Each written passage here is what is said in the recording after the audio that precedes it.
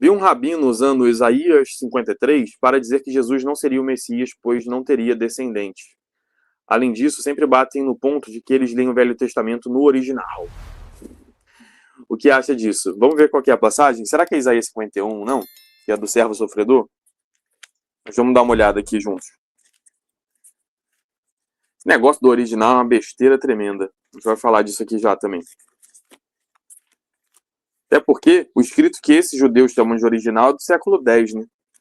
Então não sei que original tem isso aí. A única coisa que eles têm de original é a língua. Agora, o escrito mesmo, o manuscrito, é do século X. Então não sei se é original, né? Na verdade, tenho certeza de que não é, porque se você pega os manuscritos de Qumran do século I, né, do século I da época de Cristo, ou a Septuaginta do século III a.C., elas têm muitas passagens que discordam dos manuscritos que os judeus usam hoje. Então não sei se são tão originais assim. Se você tiver a passagem específica aí que você diz, eu vou dar uma olhada aqui.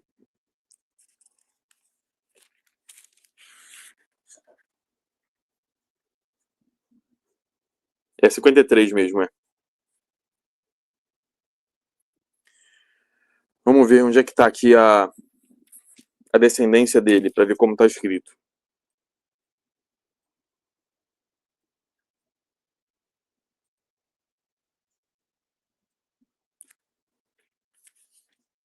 A propósito, Isaías 53 tem uma obra do Handel, muito bonita, um canto, né? Não sei como é que chama esse canto especificamente, mas é Messias, do Handel, que é muito bonito e que várias passagens do início ali da obra dele vêm de Isaías 53, muito bonito.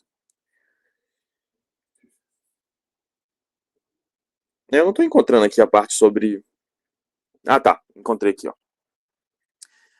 Gente, pelo amor de Deus, né? Olha a passagem, ó. Sim, o Senhor quis esmagá-lo pelo sofrimento, nosso Senhor Jesus Cristo. Se entregar a sua vida como expiação, ele há de ver uma longa descendência, e a vontade do Senhor triunfará em suas mãos. Ora, mas Jesus Cristo não viu uma longa descendência no seu corpo, que é a igreja? Nós que somos filhos da igreja, e a igreja que é corpo de Cristo, nós somos esses descendentes de nosso Senhor Jesus Cristo. Nós comungamos do corpo e sangue dele. A gente passa... Isso é uma coisa legal, né? Quando você come alguma comida humana, natural, uma maçã, por exemplo, você transforma a maçã em você. Então aquela maçã é transformada no seu corpo. Agora nós, quando comemos o corpo de Cristo e o sangue de Jesus, o que acontece é o contrário. O nosso corpo e o nosso sangue se transformam no corpo e sangue de Jesus. Nós é que nos assemelhamos mais a Ele nesse processo de comunhão. Então nós é que somos essa descendência, essa longa descendência. Até porque se esse servo sofredor está morrendo, como é que ele vai ver uma descendência, né? Ele não vai nem ter filho depois disso. Mas é claramente falando dos frutos da cruz, que traz essa descendência do novo Adão, que é diferente da descendência do antigo Adão que passava pelo sangue. O novo Adão, que é o Adão espiritual, que é nosso Senhor Jesus Cristo, passa a sua descendência através dos sacramentos da igreja, o batismo e a Eucaristia, que nos faz semelhantes a Cristo, que nos faz partícipes da árvore de Israel, da ceia de Abraão, Isaac e Jacó. É que o judeu ele realmente está cego, ele não consegue interpretar as escrituras do Antigo Testamento, não consegue. Ele olha isso aqui, ele vai dizer, então é Isaías, tal, que teve uma descendência depois, tá? Gente, realmente você acha que os profetas estão falando de si próprios desse jeito? É uma grande lamentação de Isaías, mas depois ele tem uma grande descendência. É muita estreiteza, né, de visão. É claro que sempre na escritura tem um sentido literal imediato. O profeta pode estar falando dele mesmo no sentido literal, mas no sentido alegórico, muito mais profundo e verdadeiro, isso aqui está falando de Jesus Cristo. Então essa batalha é Isaías ou é Jesus? É uma batalha que os judeus e os protestantes têm. Nós católicos interpretamos a Bíblia seguindo a doutrina dos apóstolos, que nos ensinaram que existe um sentido literal, que é esse de Isaías próprio, e um sentido espiritual, que é Jesus Cristo. Assim como perguntam, Nossa Senhora lá em Apocalipse 12, é Maria ou não é Maria? É Maria ou é a igreja? São as duas, porque Maria é figura da igreja. Maria é uma prefiguração de como seria a igreja. Então é claro que são as duas. Essa estreiteza assim, na interpretação, né, que lê a Bíblia como se estivesse lendo Machado de Assis, como se estivesse lendo um livro de história. Nós estamos lendo a palavra de Deus viva, são profecias vivas. São sentidos que um vão entrando assim embaixo do outro, né? Tem o sentido literal, depois se aprofunda mais o sentido espiritual, com o sentido moral, alegórico, anagógico. Essa é a escritura, não é um livro que você lê, deu um check, pronto, já li ele inteiro, já entendi tudo. Cada vez que você lê a Bíblia, ela te fala uma outra coisa. Muita gente diz isso, já ouviram isso, né? Nossa, toda vez que eu leio a Bíblia, eu percebo uma coisa que eu não tinha percebido. Isso já aconteceu com você?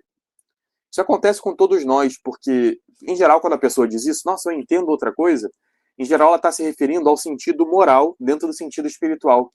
Porque como é entrar em contato com Jesus Cristo quando a gente lê a Bíblia, é semelhante àquilo que acontece quando nós comungamos o corpo de Cristo na missa. Não é igual, mas é semelhante. A gente recebe a graça através da Bíblia. Então nós enxergamos nela o sentido moral que Deus, desde a criação do mundo, desde antes da criação do mundo, já tinha pensado para a gente com aquela passagem.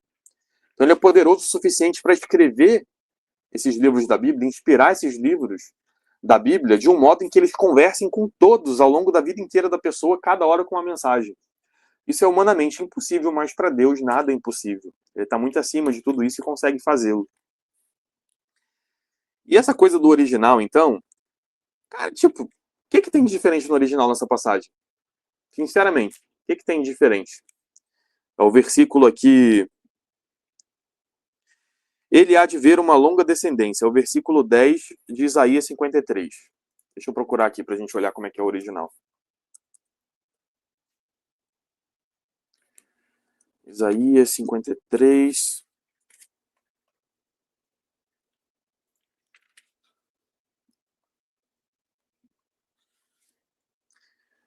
Versículo 10.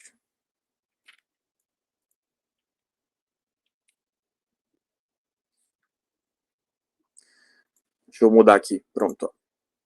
Vocês estão vendo aqui a. Estão vendo a tela, né? Deixa eu chegar mais pertinho aqui. Então tá aqui, Isaías Nun Gimel, que é o 53,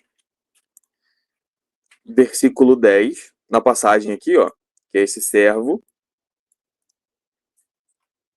Ir-e zera yarir. Yarir yamim. Então tá aqui, ele vai ver uma zera. Zera quer dizer semente, sêmen ou descendência. Então ele vai ver uma descendência de longa data. Então, é a mesma coisa que está em português. Mudou alguma coisa para vocês? Não muda nada. Então, todo mundo que tenta falar que eu entendo o original, então eu consigo interpretar melhor a Sagrada Escritura, esse é um argumento muito elitista e tosco. Eu estou falando isso como uma pessoa que sabe hebraico aqui. Então, assim, esse é um argumento tosco. São poucas as passagens em que a gente precisa realmente... Nossa, o original muda completamente ali o sentido. Por exemplo, tem a grande discussão sobre a Isaías, quando ele fala da Alma, que é a virgem, né? Então, a virgem conceberá ou a jovem conceberá? Essa palavra tem um duplo significado mesmo no Antigo Testamento. Sabe por quê? Porque uma jovem que não fosse virgem não era chamada de donzela, de jovem. Era chamada de puta, desculpa a palavra. Era chamada de zoná, em hebraico. Então ela nunca ia ser chamada de dama, donzela, que é o que a alma quer dizer. É óbvio que uma alma é uma virgem. Só que isso, tanto no hebraico quanto no português, é a mesma coisa. Então, e pensem assim, né? Deus deixou a Sagrada Escritura para alimentar a vida espiritual dos seus fiéis ao longo da história toda, até o fim dos tempos. Só que Deus não deixou também meios razoáveis de que todo mundo aprenda as línguas originais. Sempre vão ser alguns acadêmicos que vão saber. Ou alguns sortudos, igual a mim, que eu não sou acadêmico, mas estive em Israel, estudei e tal, enfim. Então são poucas pessoas que sabem. Você acha mesmo que a Sagrada Escritura, até para o próprio protestante que gosta de citar, assim, que no original é diferente, você acha mesmo que a Escritura é restrita só para os acadêmicos? É claro que Deus guia também as próprias traduções. Ele fez ele fez uma escritura que é capaz de vivificar as pessoas até nas suas traduções. Se é uma tradução bem feita, vai trazer esse sentido da escritura. É claro que algumas coisas podem se perder. Mas são pequenas nuances, né, que cabe aos acadêmicos trazer para enriquecer a leitura do público. Mas muitos acadêmicos fazem outra coisa. Eles gostam de dizer assim, não, Eu vou pegar esse exemplozinho. Vamos lá, ele leu 100 passagens que não muda nada da tradução para o original. Aí ele pega uma passagenzinha que tem uma nuance, sabe? Que poderia ter sido traduzida assim ou assado, tem os dois sentidos. E ele usa aquilo ali para dizer, ó, tá vendo como vocês não entendem nada de Bíblia? Vocês têm que confiar só em mim aqui, ó. Eu é que sei da Bíblia. É isso que eles fazem. Só que na prática eles estão escondendo as outras 99 passagens que ele ou os outros iam entender igualmente. É um grande crime, né? E esses próprios acadêmicos também são os mais cegos na hora de interpretar a Bíblia. Por isso que nosso Senhor Jesus Cristo diz, dou-te graças, Deus, meu Pai, por ter escondido essas coisas dos sábios e entendidos e tê-las revelado aos humildes. Quantos acadêmicos desses vão queimar no fogo do inferno, enquanto as senhorinhas de paróquia, que nem português direito sabem ler, vão para o céu, né?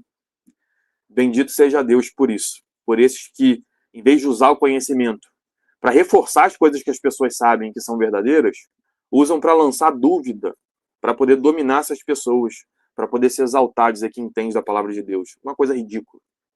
Nunca confie. Quando alguém vem com essa história de original, que no original diz tal coisa, vocês estão tudo enganados. Quando vem com esse tom, pode desconfiar, porque em geral, no original é a mesma coisa. Isso é um tema que me dá nojo, assim, quando eu vejo essa galera fazendo isso. E muitos deles não sabem hebraico também. Que eles pegam e falam, não vou ler o hebraico aqui, não vou. Por que não vai ler? Não sabe? Vários desses começaram agora a aprender hebraico e estão caçando uma coisinha ou outra só para lançar dúvida nos outros. São verdadeiros sofistas, que querem só diminuir o conhecimento do povo. Eu vou pedir que vocês adquiram o kit Onde Está na Bíblia. Ele é um kit perfeito que eu preparei aqui para você conseguir defender a fé católica, entender a fé católica e defendê-la e ensiná-la com base nas escrituras. Mas você vai receber o meu livro Onde Está na Bíblia. Ele é igual ao e-book Onde Está na Bíblia? Não, porque o e-book ele foi pensado para ser uma ferramenta de consulta. Então, quem tem o e-book aí já viu que ele é um negócio mais direto ao ponto, né? Então no livro eu mantenho a mesma estrutura, só que eu desenvolvi melhor os textos que acompanham esses versículos, para você conseguir raciocinar melhor. Então assim que você comprar, a gente vai mandar para você o livro físico. Mas nesse meio tempo você não vai ficar sem fazer nada. Você já vai fazer o curso A Bíblia contra os Hereges. O que é esse curso? Sou eu lendo o e-book Onde Está na Bíblia. Para cada pergunta, uma aulinha ali de 10, no máximo 20 minutos, em que eu vou ler com você e fazer reflexões. Se tem alguma coisa na patrística que já refuta, como você usa a Bíblia para convencer eles disso, como nós sabemos com a Bíblia que a posição católica é a correta. Você já vai fazendo esse curso no seu ritmo, o acesso é vitalício, você vai poder fazer sempre também. E aí, depois disso, tem um outro curso que ele é mais profundo, que é o Por que Não Sou Herege. Esse curso, o que ele é? São 6 aulas maiores, de até 1 hora, em que eu pego na escritura características do povo de Deus, que só estão na Igreja Católica, que vão te permitir se aprofundar mais nas raízes bíblicas da nossa igreja, e você vai passar a questionar os protestantes também. Bem, mas esse link aqui, ele vai estar na descrição também, ariellazari.com.br/kit Onde Está na Bíblia. Você vai adquirir esses 2 cursos e o livro físico vai estar muito mais preparado para defender sua fé com base na escritura.